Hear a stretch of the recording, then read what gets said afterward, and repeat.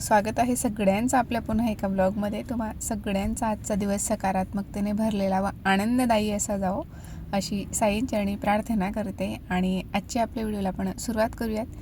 तर एक 4 ते 5 दिवसांआधी गेलो ते पालघरला. तिकडे त्यांची व्हिजिट होती शेतात. तर तिकडनं ते शेतकऱ्यांनी त्यांना हे भरपूरसे चिक्कू दिलेले होते. तर ते मी पिकायला घातले होते. तर त्यातून आता काही थोडे हे पिकून झालेले होते. तर त्यांना चिकूचा ज्यूस खूप जास्त आवडतो. आधीलाही आवडतो, पण तो काय करतो फ्रीजमध्ये ठेवून खातो. त्याच्यामुळे मी तो घरी नसतानाच हा बनवते, कारण आता खूप जास्त थंडी पण वाढली आणि त्याने ऐकलं नसतं, म्हणून तो नसताना आता त्यांना मी हा बनवून देते. तर काही नाही, फक्त सिंपली मी चिकू आता काढून घेतले, म्हणजे मॅश पण नाही केलेले. आणि ते जे काही नवीन ज्यूसर आता मी मागवलं होतं, तर त्याचं टेस्ट नव्हतं केलं. कुठलं जसं ज्यूस वगैरे त्यात अजूनपर्यंत बनवलं गेलं नव्हतं. तर तेही मला चेक करायचं होतं कसं काम करतं काय. तसं चटणी वगैरे 1-2दा ते छोटं जे काही जार होतं ते कंटेनर वापरलं गेलेलं आहे. तर हे पहिल्यांदा वापरलं. चिकू सोलून त्या भांड्यात मी घालून घेतले होते जारमध्ये.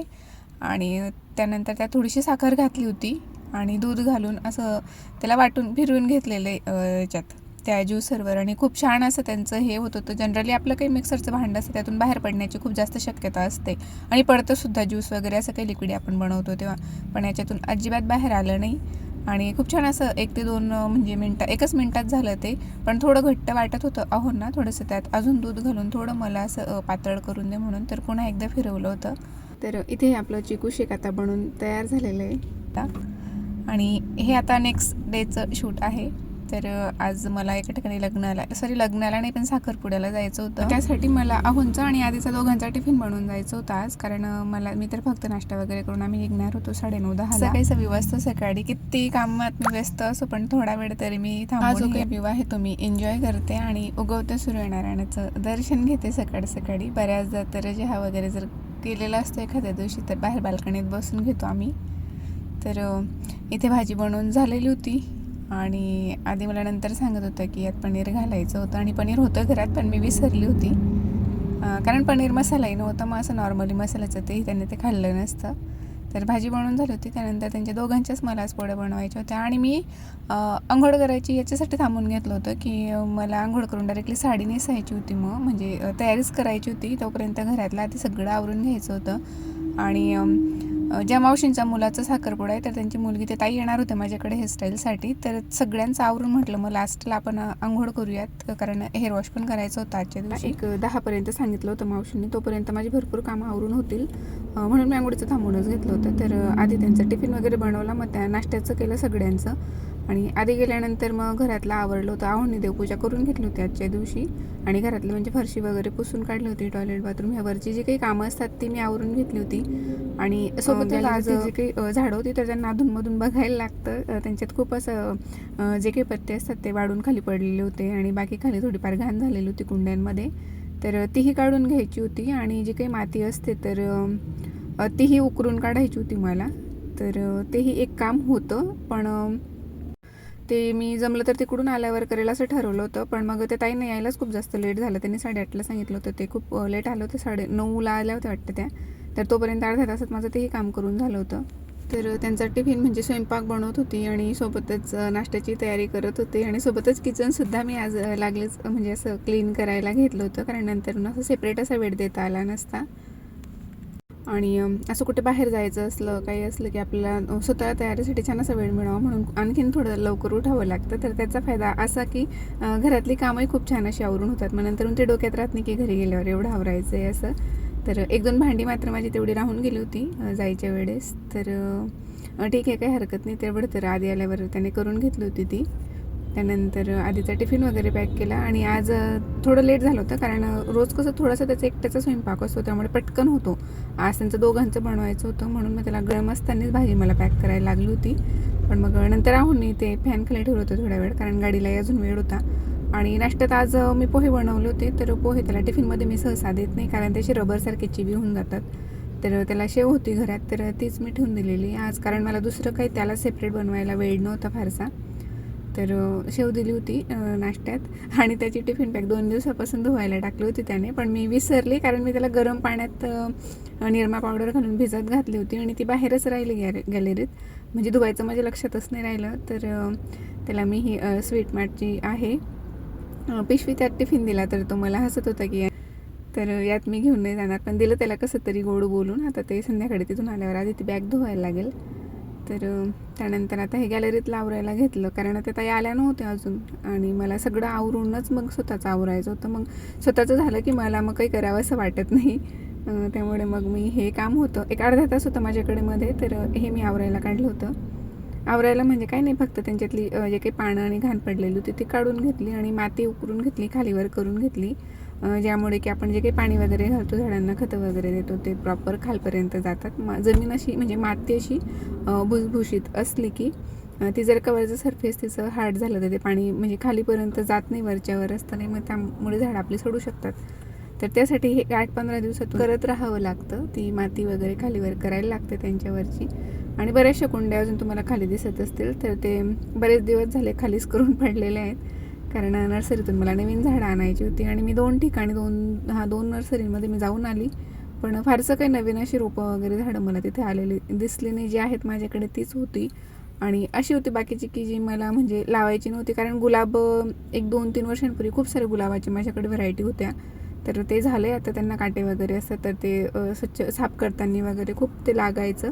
तर मी आता म्हणजे मोजकेच गुलाब ठेवलेले, एक व्हाईट ठेवलेला आहे आणि एक रेड आणि पिंक, येलो वगैरे जे काही होते बाकीचे, आणि म्हणजे भरपूर व्हरायटीचे होते, लहान मोठे, तर ते सगळं काढून टाकलं होतं मी.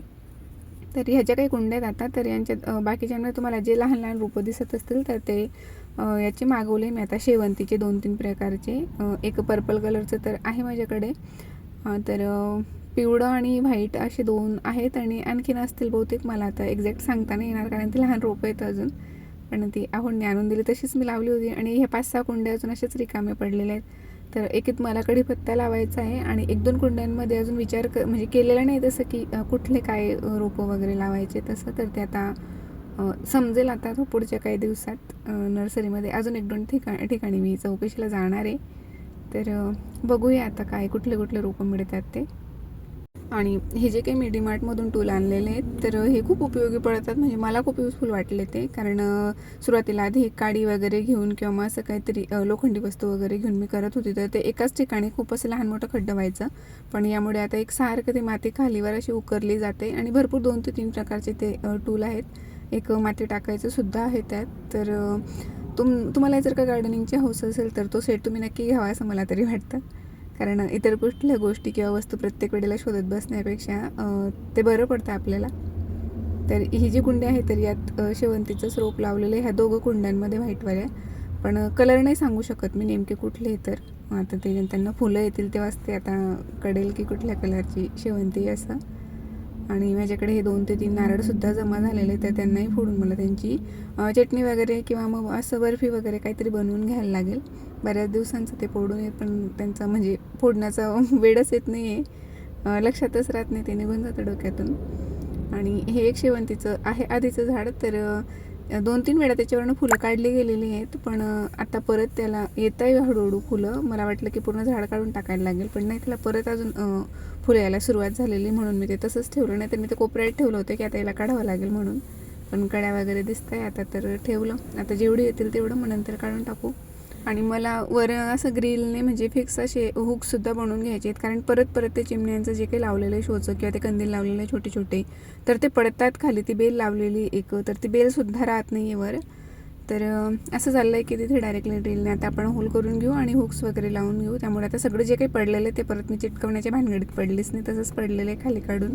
मग त्यानंतर त्या ताई आल्या, त्यांचं हेअरस्टाईल केलं आणि त्यांच्यासोबत एक लहान दिदी होती, तिचा मेकअप केला. आणि मला म्हणजे व्हिडिओ बनवायचं मी विसरलं नाही, म्हणजे फोनमध्ये खूप कमी चार्जिंग होती, माझ्या खूप जास्त कमी होती, तर मी फोन चार्जिंगसाठी लावून दिला आणि मग ते व्हिडिओ वगैरे बनवायचं राहिलं तेवढं. तर त्यांचं दोघींचं आवरून दिल्यानंतर मग मी माझं अंघोळ आवरून झाली होती आणि मी हेअर आता म्हणजे आज खूप घाई असल्यामुळे परत पुन्हा एकदा मी ड्रायरनेच ड्राय करून घेतले होते आणि त्यानंतर थोडंसं हलकं असं स्ट्रेटनर फिरवते. तुम्हाला दिसत असेल कुठले सेक्शन नाही काही नाही, डायरेक्टली खूप घाई होती मला, तर मी 1-2च सेक्शन करून ते स्ट्रेट करून घेतले होते केस, फक्त एवढं की मॅनेजेबल दिसायला पाहिजे म्हणून. त्यानंतर स्वतःच आवरायला घेतलं आणि मग आम्ही निघालो. मला खरं तर हा जो मेकअप लुक होता तर याचासुद्धा व्हिडिओ बनवायचा होता, पण वेळच नव्हता तेवढा, आणि लास्टला तर मला काही सुद्धा विंचरायला वेळ नव्हता, जसं की सकाळचं क्लेचर लावलं होतं तसंच होतं. आणि तसेच आम्ही निघालो होतो, कारण खूप जास्त लेट झालं होतं निघायला. तर पहिल्यांदा असं काही इकडचं फंक्शन मी असं अटेंड करत होती ह्या भागातलं, नाशिक साईडचं. तर खूप भारी वाटलं, छान झाला कार्यक्रम वगैरे. आणि हा व्ह्यू होता जाताना रस्ते तरी खूप असे आम्हाला द्राक्षांचे मळे वगैरे बघायला भेटले. आणि हे तळं होतं वाटतं, सुरुवातीला मला नदी वाटली होती, पण हे खूप मोठं असं तळं होतं पाण्याचं. आणि मळ्यात साखरपुडा होता, विशेष म्हणजे असं लॉन्स वगैरेमध्ये नव्हता. तर आणखीन भारी वाटत होतं, दारासमोरच ते मांडव वगैरे घातलेला. तर आणि इकडची खास म्हणजे ही एक गोष्ट मला खूप जास्त आवडते, की जो तो ज्याच्या त्याच्या मळ्यात घरं बांधून वगैरे राहतात. जनरली आमच्याकडे तसं नाही आहे, गावातच राहतात सगळे. तर हे खूप छान वाटतं. आणि तिथे गेल्यावर मग हा साखरपुड्याचा कार्यक्रम झाला. त्यानंतर जेवण वगैरे आटपून आम्ही निघालो होतो लागलीच, पण कार्यक्रमालाच थोडं लेट झाल्यामुळे खूप उशीर झाला होता घरी यायला आम्हाला. आणि ह्या अशा प्लेटमध्ये पहिल्यांदा जेवत होते मी, हे अशा काहीशा प्लेटमध्ये, ते पण लग्नात. आमच्याकडे जनरली केळीचीच पानं असतात.